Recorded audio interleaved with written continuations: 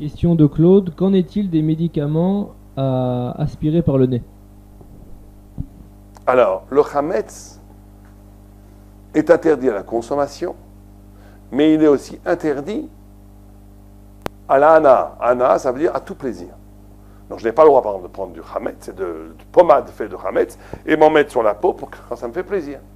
Puisque le chametz n'est pas simplement interdit à la consommation, il est interdit, ce qu'on appelle issur hana'a, de tirer un profit ou un plaisir du chametz. Je n'ai pas le droit de vendre du chametz, même si je ne le mange pas. Je n'ai pas le droit de jouir du chametz, même si je ne le mange pas. Je n'aurai donc pas le droit de sniffer du chametz, même si je ne le mange pas. Ceci dit, comme l'interdiction ici est moins grande dans la hana que dans la achila, si ce médicament, encore une fois, n'est pas comestible par un chien, il n'y a aucun problème. Vous pouvez le mettre dans le nez pendant Pessah, même s'il y a du chametz dedans.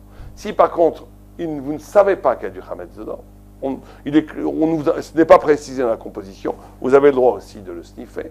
Si c'est sûr qu'il y a du chametz dedans, et que ce chametz est comestible par un chien, dans ce cas-là, il faudra être marmire de ne pas l'utiliser pendant Pessah, à moins qu'il y ait des complications très graves de santé. Dans ce cas-là, il faudra demander non seulement à votre médecin, mais à votre rave. On peut dans certains cas autoriser ce genre de choses, bien entendu, mais sans cela, c'est interdit. Donc je répète, si on ne sait pas qu'il y a du chametz, on n'aura pas le droit, on aura le droit d'utiliser. Si on sait qu'il y a du chametz, mais on considère que ce liquide qu'on s'injecte dans le nez n'est pas comestible par un chien, on pourra l'utiliser aussi. Si on sait qu'il y a du chametz et on sait que ce liquide est comestible par un chien, à plus forte raison, c'est comestible par un homme. Donc dans ce cas-là, on n'aura pas le droit d'utiliser.